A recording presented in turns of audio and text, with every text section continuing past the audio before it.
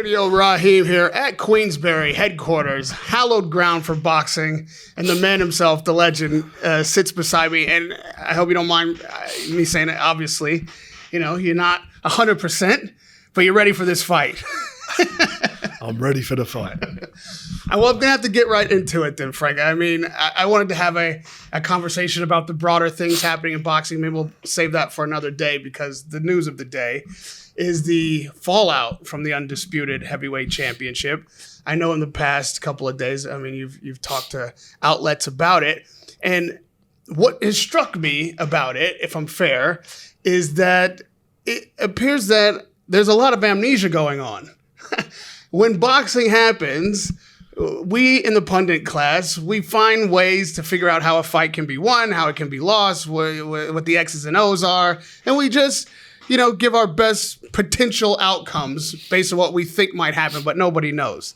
However, what happened in this fight, people were waiting for Usyk to get old, and that didn't happen on the night. And it appeared to me that Daniel did what we'd seen him do before that was successful. And when it was successful, everyone applauded it and marveled at it. Yeah. As far as I can tell, it's the same process that went into Joshua. But in this case, everyone is decrying Dubois and acting as if they should be walking the plank, Team Dubois. I mean, just how does the fallout in general sit with you? Well, I haven't sat down yet and spoke with the team. I spoke very briefly on the phone, and I don't want to get into too much detail at the moment of that until we sit down and discuss it, which hopefully we'll do in the next few days. Look, he went in there. He went into the fight. He went in with a modern day great in his era, and I thought the first few rounds, it was a 5-round fight, but the first few rounds, I thought he gave a good count to himself. He got behind his jab, he got caught a couple of times, but he also caught Alex a few times with a couple of good shots. Got behind his jab, and it's just sort of, I think the experience and the mentality, that mentality he's got, Usyk, I think, got him basically started moving ahead in the fight. And when it came to that 5th round, certainly in the 5th round, those shots he caught him were really good shots. You watch it. I think I see a couple of people put slow-mos up of the punches and his head movement. And that was the difference. Daniel's head movement wasn't there. He was pretty much upright. He wasn't bending his knees and so forth. But anyway, it doesn't matter. What's happened. Yeah. You can't change it. But what annoys me, talking about him quitting, and what I don't get about it, and a couple of people said, he went straight back to his corner when he got up. Well, what corner was he going to go to? He wasn't going to go to the neutral corner. He wasn't going to go to Usyk's corner. He goes back to his corner. That's what you do. He got up, the referee counted him out. He was up and came back. Could he have carried on? Yeah, if the referee had counted up to 12, probably could have carried on. But it's 10. It's the reaction in general that I'm curious about, because people now accuse me of being an apologist, or I'm, sniffing up your bum trying to be a soft interview. But it's just true the way I've perceived what's going on. I talked to Don Charles for over an hour, put all the tough questions to him. But when you see people, it's like you say, talking about Daniel quitting, there's a conversation to be had there. But what about, is it fair to now say that the party or the gathering, whichever word you want to use, was a cardinal sin in boxing? I don't know. I mean, I'm going to tell you truthfully. And I didn't know. Apparently, they did that before the fight with Adrian. Joshua. Yeah, that's what I'm told. What my concern was the time he got to the venue. That's my concern. But it's happened, and all we can do is discuss it when we meet and go through it. There's a few other things I want to talk about, and I've got my opinions on. Would it have made any difference? I don't know, but had a couple of other things been done a different way, at least you would have felt more comfortable that he'd gone in there, as far as you're concerned, as far as I'm concerned, the best he could go, mentally go into the fight. He weren't being rushed or anything. On one hand, you've got all these people, a lot of them and they're entitled to say what they say. You know that Usyk is such a great fighter. He beats Daniel, but Daniel swallowed. So if he swallowed, is he a great fighter or not? You know, it's just nuts. The fella caught him with good punches. He put him on his ass. He put him on the floor. He got up the first time, and the second time he got. And I think had the referee had it gone on, I think he'd have caught him anyway because he's a good finisher. He had him in trouble. To that point, when a fighter either decides not to continue or doesn't have his wits about him to continue, we always say, oh, you've got to save the fighter from himself. The towel's there for a reason. The referee should wave it off when he looks to be in trouble. Does the fighter himself not have the right to be like, hey, I'm in trouble. If I get up again, I might get my head knocked off. I'm not ready to stand up. Or is that quitting by definition? I don't, listen, we know what quit is when you see it. He didn't quit in that fight. You know, he was hurt and he was counted out. It's as simple as that. And yeah, he got up and he walked forward. It's like Tyson, the fight he had with, that first fight he had with Wilder, he couldn't get up. He said himself, he felt aware, but he couldn't feel his legs. I thought he was knocked out. You know, he was laying there, and we was getting to walk to the ring. And then suddenly he got up. He said, because he's got the feeling back in his legs and he had the wherewithal mentally to get up and recovered. You know, and the fight with Usyk that ninth round, I mean, he was struggling in that night. He got caught with some really good shots. He was, right on the road, but he recovered in the next round. He recovered and went right through to the end of the fight. It's all different. To say that to him, when you look at the punches that he took, I think it's also disingenuous to Usyk. It's not being fair to him. Like, you stopped Daniel Dubois. Is he this great fighter or not? Was he in with a fighter who's a modern day great or not? Well, he was. He's beaten everybody, whatever way you want to look at it. He's got the decisions or beat everybody he's been in with, and that is that. And Daniel, we'll see what happens. Daniel's got to learn from the fight. There's a lot of lessons to be learned, which I said when we meet up, we'll have a discussion about it. Of course, there's a lot of things to be talked about and things that can be done better next time. When other fighters pile on in this situation, and of course everyone has the right to their opinion, other fighters' opinions probably weigh a lot heavier than mine, being that they've been in with Usyk themselves. Obviously, Tony Bellew and Dereck Chisora Tony have Bellew's probably been made a the hater most. from day one. Every fight he's had, every single fight Daniel's had, he's slagged him off. You know, when he was going to fight, when the fight was made against AJ, he said, this is a terrible fight for him. He will get taken to hospital in an ambulance. I mean, what a thing to say. But as a fighter, I mean, what a schmuck he is. So, he keeps calling it. Eventually you're going to get right on it. Keep getting the decision, keep making the wrong prediction. But, Dereck said he's a quitter. I didn't like, the way that, it's like keep on saying it. But, the vibe I got back from when I spoke to Don yesterday, he said, well, if he thinks he's a quitter, then fight him. Yeah. Yeah. Fight. It was a great fight, isn't it? You call me a quitter, I'll fight you. I mean, Dereck is looking for number 50. What a good fight it would be between the two of them. Certainly now. You say you have to sit down with the team. I imagine you sit down with the team when it's win. You sit down with the team when it's lose. Yeah. But from the outside, especially when it's lose, people are pointing fingers and seeing who's responsible for what. So who is responsible for what in the breakdown of this team? Because obviously a lot of attention's been focused on Dave, Daniel's father, and his participation. We call him Stan. Or Stan. Yeah, Dave Stan. Okay. But yeah, he's his dad. He's the one who's closest to him, and he that side of it, he deals with it. He appointed the trainers. He appointed Don. He appoints Kieran and all the other people there. They're guys he appointed, and Don's done a good job with him. I think Don's done a good job. And I thought Martin done a good job as well. When you're winning, you're doing a great job. Yeah, and they've had success until this point. A generational great has beaten them twice, as he has the best that Britain has had to offer thus far with everyone. But you as the promoter, are you the one that is differentiating between, hey, guys, you stay in your lane here, you stay in your lane here. Well, I think that's going to be the conversation, isn't it? We've got to work out who's in what lane. I mean, that's really going to be it. And that'd be the conversation. And it wouldn't be fair to, as much as, we'd have a conversation about it now, but that's not fair without having, having our debrief on it, which we've got to do. Mm. When it comes to Daniel, you've been in this game longer than most, and almost as long as anybody. Don King's still kicking around, so he's going to have the seniority. But you've seen so many fighters come and go so many different ways. It's no secret that Daniel appears to be a little hard to get through to, which is part of what his father's contribution is in the ring on the night from the side and obviously throughout camp.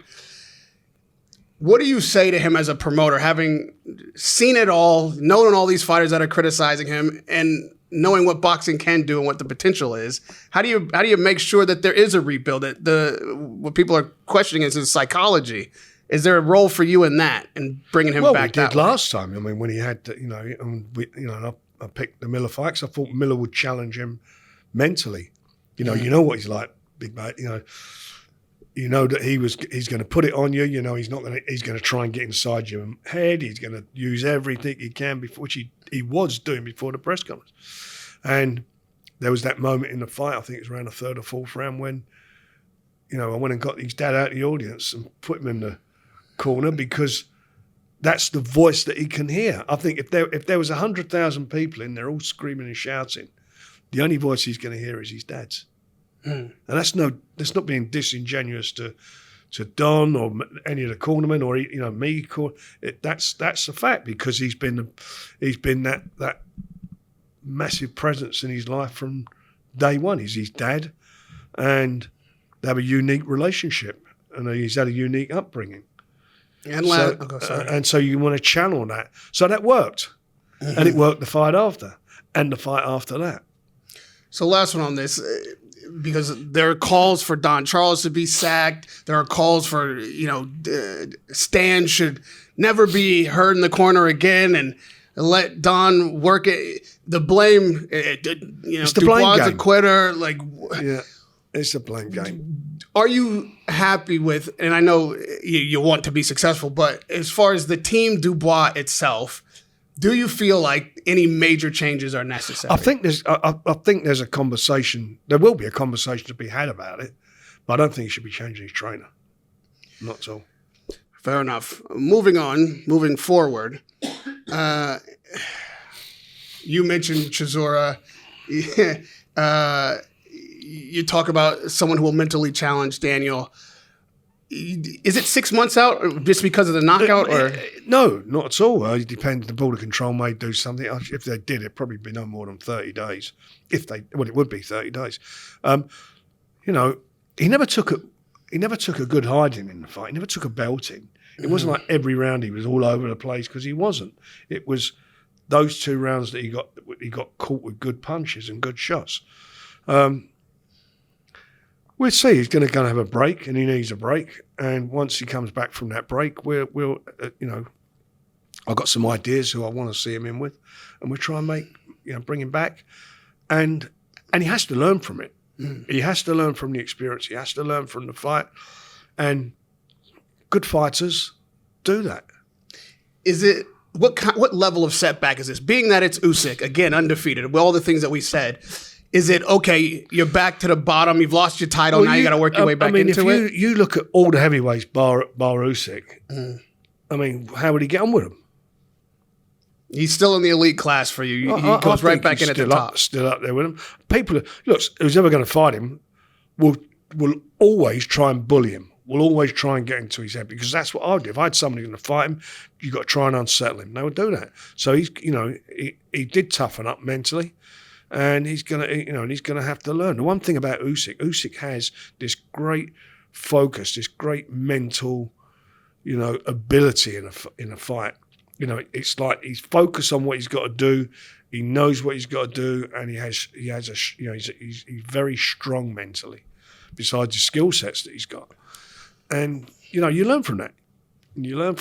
A young fighter who hopefully is watching all these heavyweights and learning from them. But already has the pressure on his back of greatness before he's even had to fight past 6 rounds. And obviously I'm talking about Moses Atama, who's the next big fight up.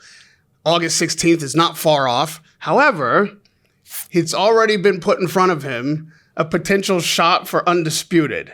And that's gotten quite the reaction in the boxing world. Well, I'm sure it has, but it ain't happening. Okay. He's fighting on the 16th, and I want to get that fight away, and then we'll make a decision where we're going. Well, you say you're going to make a decision where you're going, but that ain't happening. Why ain't that happening? Because he's got to focus his fight on the 16th. I don't want to look ahead of that. He's in with somebody who's got in Dillian Whyte, who's got a lot of experience. He's been in with the best. He's fought for world titles. He's been in with these, with all these guys.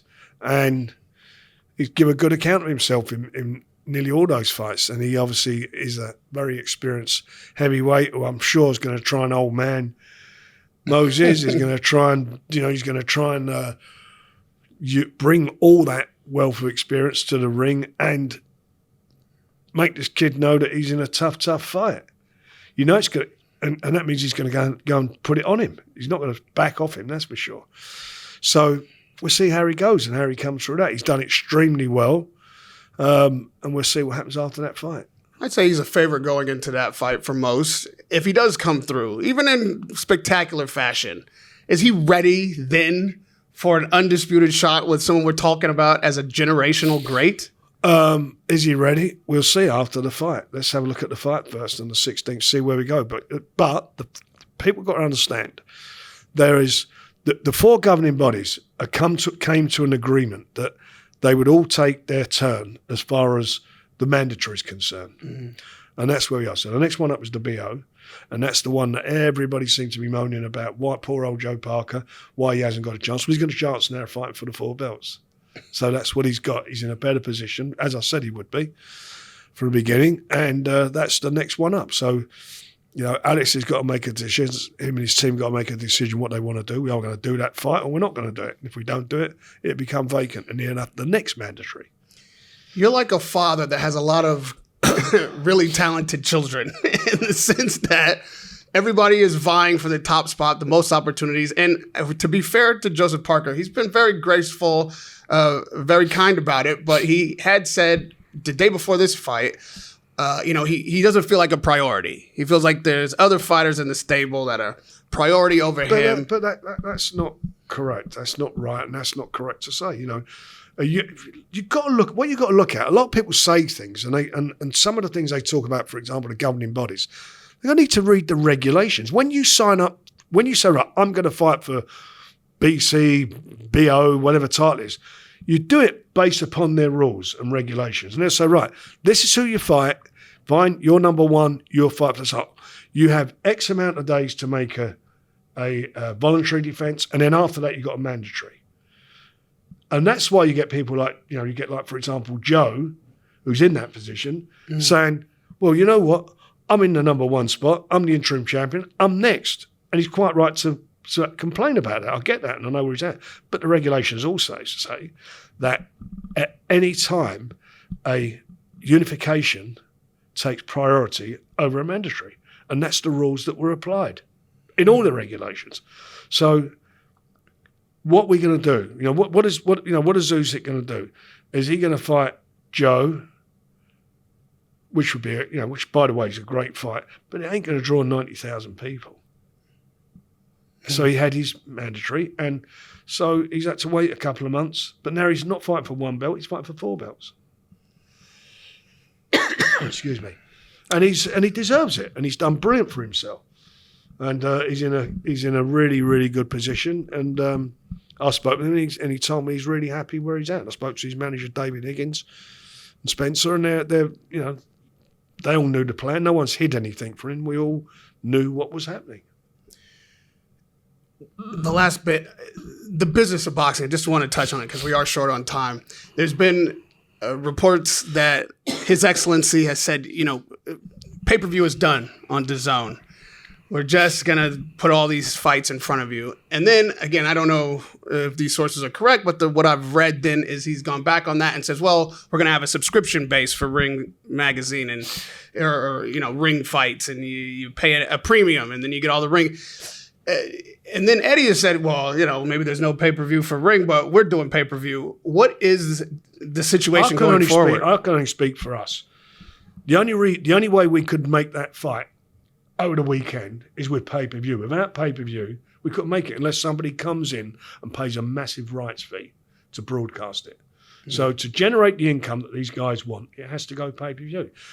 I'm not a big fan of everything going on pay-per-view. For me, pay-per-view should be the equivalent of the Super Bowl, the Grand National, the World Cup. They're the blue ribbon fights, or events. They're the pay-per-view events, not everything that moves. Lastly, and we'll continue to do pay-per-view for big shows. And lastly, I know this is not your fight, but it's been some back and forth. Eubank Band 2 was on, date was set, then it was off, ring is out, Sella's out, now they're back in.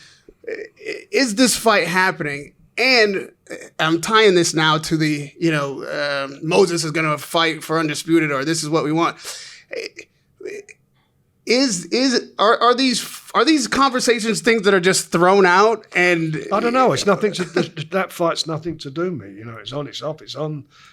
Whatever it's going to be, it's going to be. The fight was a good fight the first time. It's a much better fight than I anticipated it was going to be for its level. And then you've got Moses. Moses, what's he had now? 12 fights. I mean, come on. That's what everyone's got to look at. He's had 12 fights. Yeah, and none of them gone past 6, if I'm not incorrect. Fights, so come on. Is there a danger in putting something like that out in front of him ahead of a big fight with White? We were offered a lot of money for over a year ago for Hamza to fight Canelo, and I said no. It was good purse, and I said no. And that's why you're the man that guides these guys to the championship but then, level. But then in another way, some people look at him and think, bloody hell, we'll take that. At least we're set up, and I get that. But I didn't want it. I thought, there's a young man who needs to get more experience, and that's where we went with it. I imagine normally I should say, prior to Riyadh season and these fantastic fights that we're getting fight after fight after fight, everyone is happy with that. It must be a little bit more difficult as a promoter because there are other entities at play that are maybe putting pressure on the fighters to say, hey, here's a big purse for this fight. But we just did a big show. Queensberry did a big show with Alex's team. We just put a big show on. But if Moses says, you know what, boss, or you know what, Frank, I'm ready. His Excellency has said I can get it. I remember Ricky Hatton when he was ordered to fight Costa Zug. Costa Zug at the time was ranked pound for pound #1 in the world, and I wouldn't do it. I said no. I said just let him have a little bit longer. Let him, he's getting older. You're still young. You're not even peaking yet. Let's just wait and we'll do it at the right time. The best punches are the best time punches. The best matchmaking is the best time matchmaking. Hopefully we get right quite a few times. We didn't get it right on Saturday, but most of the time we do. And that's what our job is. That's what my job is to sit there and look and gauge where we're at and see, what we feel and what we can. And hopefully the fighter can execute the plan that's put in place with the judgment that we've made and we feel it's right.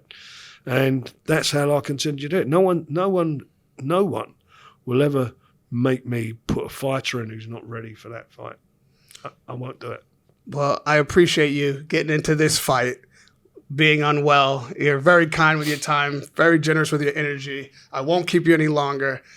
Always a pleasure, especially here at the Queensberry headquarters. Radio Rahim with Frank Warren.